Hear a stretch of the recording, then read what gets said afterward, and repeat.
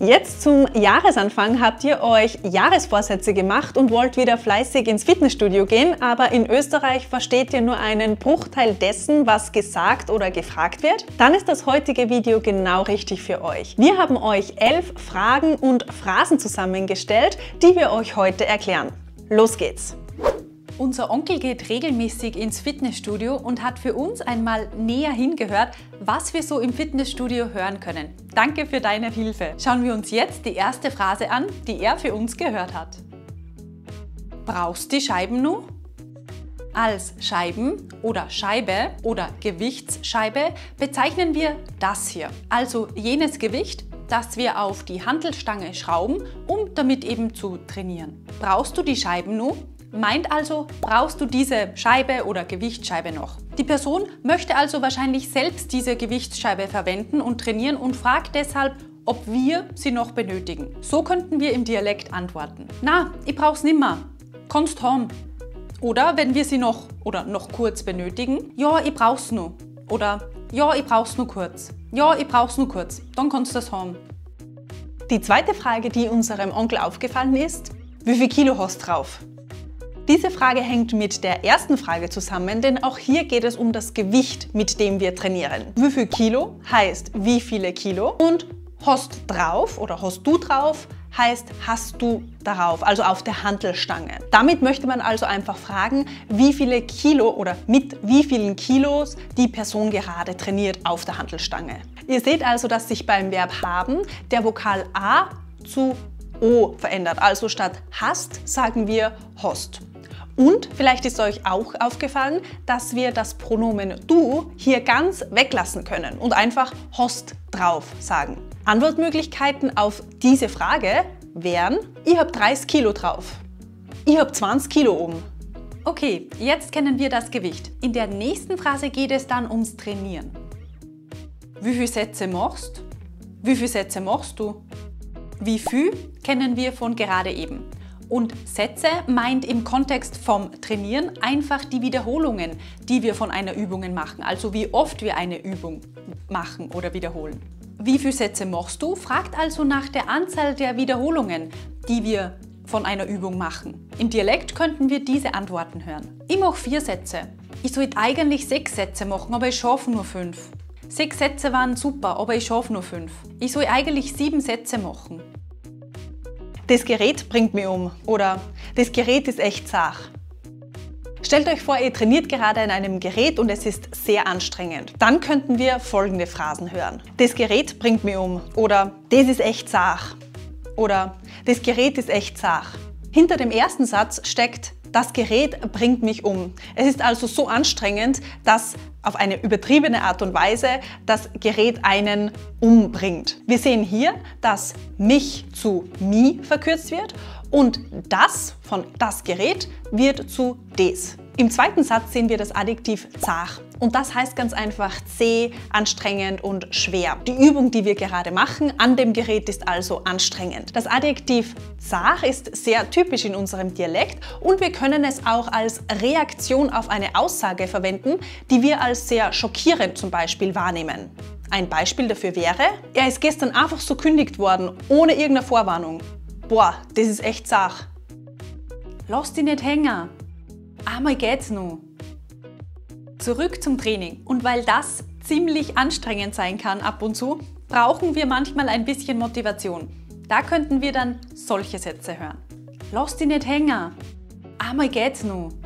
Lass dich nicht hängen ist ein super Beispiel für typische Phänomene in unserem Dialekt. Einmal sehen wir, dass sich das Verb lassen zu lossen verändert. Der Vokal A wird sehr oft in unserem Dialekt zu einem O, lossen. Der Imperativ lass wird also zu los. Und dich, also lass dich, verkürzen wir einfach zu einem die.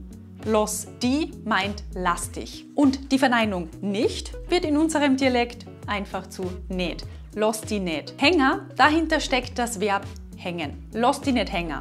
Lass dich nicht hängen. Und mit diesem Satz möchte man eine andere Person motivieren, dass sie nicht aufgeben soll, dass sie weitermachen soll, vielleicht auch gar nicht jammern soll, sondern einfach weiter trainieren soll. Bei Einmal geht's noch sehen wir ein paar typische Elemente aus unserem Dialekt. Erstens ist es ganz typisch, dass wir statt geht es, geht's sagen und das es zusammenziehen mit dem Verb gehen. Einmal heißt einmal. Hier sehen wir also einerseits, dass wir das ein von einmal auf a verkürzen, einmal. Und wir sehen auch, dass das al in einmal hinten zu oi wird. Das machen wir zum Beispiel auch bei dem Verb malen, das zu moi wird, oder bei dem Wort halt, das zu heut wird. Und das nu kennen wir schon von vorhin, das heißt noch. Der ganze Satz heißt also, einmal geht es noch, also eine Übung geht noch. Mit dieser Phrase wollen wir also eine Person motivieren, noch mehr zu schaffen. Andere Sätze, die ihr hören könntet oder auch verwenden könntet, um eine andere Person zu motivieren, sind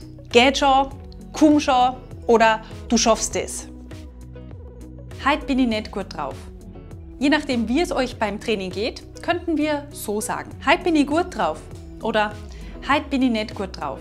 Das ist eine sehr typische Phrase, nicht nur im Fitnessstudio, sondern auch für unser generelles Befinden, unsere generelle Stimmung. Gut oder nicht gut drauf sein drückt nämlich unsere Stimmung aus und aber auch unsere Kraft oder unsere Fitness. Wenn wir also sagen, heute bin ich gut drauf, also heute bin ich gut drauf, dann könnten wir einerseits einfach damit ausdrücken, dass wir heute gute Laune sind, dass wir gut gelaunt sind, oder eben im Kontext vom Fitnessstudio könnten wir damit sagen, dass wir uns heute gut, kräftig, fit fühlen und das Training gut läuft. Und ganz einfach mit nicht, also mit nicht, der Negation, können wir das Gegenteil ausdrücken. Also, dass das Training heute nicht gut läuft, dass wir uns heute nicht gut oder nicht fit fühlen. Also, heute bin ich nicht gut drauf. Meine Motivation hält sich heute in Grenzen. Manchmal fehlt uns sogar wirklich die Lust zum Trainieren, dann könnten wir folgenden Satz hören. Meine Motivation hält sich heute echt in Grenzen. Dieser Satz heißt, meine Motivation hält sich heute in Grenzen. Wir möchten also sagen, dass wir heute nicht wirklich motiviert sind zu trainieren. Wir sehen hier, dass meine Motivation zu my Motivation verkürzt wird. Außerdem sehen wir, dass das Verb halten zu häuten wird, also meine Motivation hält sich in Grenzen wird zu meine Motivation heut sie in Grenzen. Hier ist dieselbe Änderung, wie wir schon vorhin besprochen haben, von al zu oi. Morgen spüre ich mich nimmer. Und wenn ihr es darauf anlegt, nach dem Training einen Muskelkater zu haben, dann könnten diese Sätze gut passen. Morgen spüre ich mich nimmer. Zum Verb sich spüren sagen wir sich spüren. Und nicht mehr wird zu nimmer. Also meint der Satz, morgen spüre ich mich nicht mehr. Und damit möchten wir in diesem Kontext ausdrücken, dass wir so viel trainiert haben, dass wir morgen außer Schmerzen wahrscheinlich gar nichts mehr spüren. Heute bin ich fix und fertig. Ein weniger extremes Beispiel wäre dieser Satz. Heute bin ich fix und fertig. Mit fix und fertig sein möchten wir ausdrücken, dass wir nach einem Training sehr müde, erschöpft und kraftlos sind. Wir können die Phrase fix und fertig sein, aber auch zum Beispiel für den Arbeitsalltag verwenden und sagen, dass wir nach einem langen Arbeitstag müde sind. Zum Beispiel könnten wir dann sagen, ich habe heute von 6 Uhr in der Früh bis 8 Uhr am Abend gearbeitet. Ich bin fix und fertig. Jetzt haben wir noch 2 Beispiele für euch, die eine andere Person zu euch sagen könnte und es sehr hilfreich wäre, wenn ihr sie versteht. Schauen wir zum ersten Satz. Legt da bitte ein Tuch drunter. Der Satz ist eine Aufforderung und meint ganz einfach, lege dir bitte ein Tuch darunter. Damit möchte uns eine andere Person auffordern, dass wir ein Handtuch auf eine Maschine oder auf ein Trainingsgerät legen, bevor wir uns darauf setzen oder damit trainieren, um eben unseren Schweiß aufzufangen. In diesem Satz stecken wieder viele typische Dinge. Dir wird zu da. Wir könnten auch dir sagen, aber normalerweise, wenn wir dir nicht betonen, wird es sehr häufig zu da. Und ein Tuch oder ein Handtuch sprechen wir wie a durch aus. Ihr seht also, dass der Artikel ein zu a wird. Außerdem sprechen wir das T von Tuch sehr weich aus und sagen durch. Und jetzt habt ihr gerade schon ein anderes Phänomen gehört, nämlich dass aus U ein Diphthong und zwar Ur wird. Also Tuch wird zu durch. Das passiert zum Beispiel auch bei Buch, das zu Buch wird. Oder gut, das zu gut wird. Können wir uns da abwechseln? Und als letztes Beispiel konntet ihr noch die Frage hören, können wir uns da abwechseln? Das heißt, können wir uns hier oder an dieser Maschine abwechseln. Also können sich 2 Personen an einer Maschine, an einem Gerät abwechseln. Ihr seht hier, dass können wir zu Kemmer wird. Ma ist also hier wir.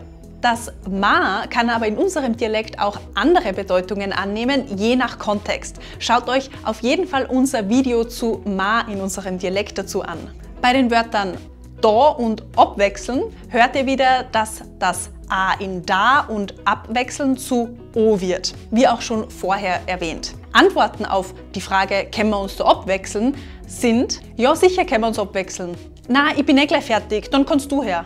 Wenn euch jetzt noch andere Wörter, Phrasen oder Sätze interessieren, dann schreibt uns das gern unten in die Kommentare. Wir sagen jetzt wie immer Danke fürs Zuschauen und freuen uns, wenn ihr beim nächsten Mal wieder dabei seid. Bis dahin, wie immer nicht vergessen, gemeinsam macht Deutsch in Österreich doppelt so viel Spaß.